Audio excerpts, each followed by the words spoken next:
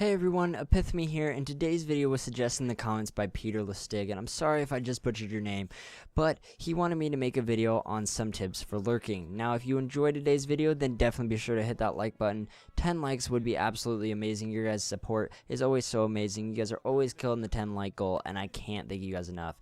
Also, if you haven't caught my most recent video for my 4th episode of my new Zero to Hero series, then definitely be sure to click that cue card up in the top right hand corner and go check it out. It's definitely worth your time. Now, let's get into this video. I'm going to go over some general tips for lurking and things that all lurkers should most definitely know to be fully effective for their team in this position.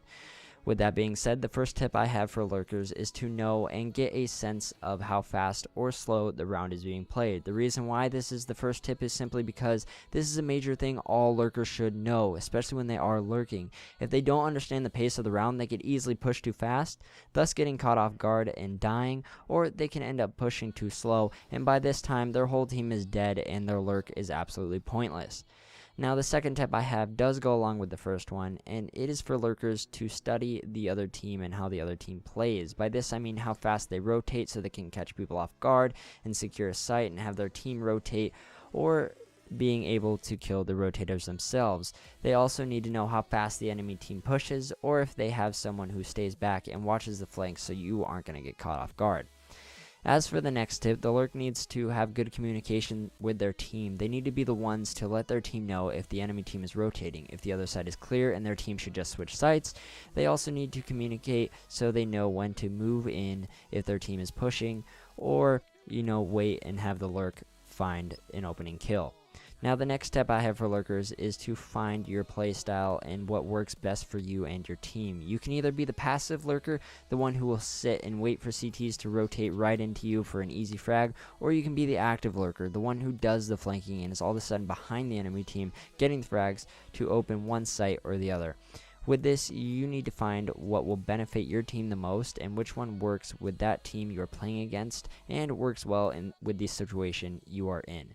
Now, another tip I have for lurkers is to be patient. Too many people while lurking will kill the first guy they see, and this is not always the best option, especially when CTs are rotating and don't know if you are there. This can result in an easy tray frag situation, then your team will be back at square one. But if you are patient, you could easily turn that same situation into getting 2 frags rather than 1 and dying, and taking over one whole bomb site with the other team being both tilted and very confused.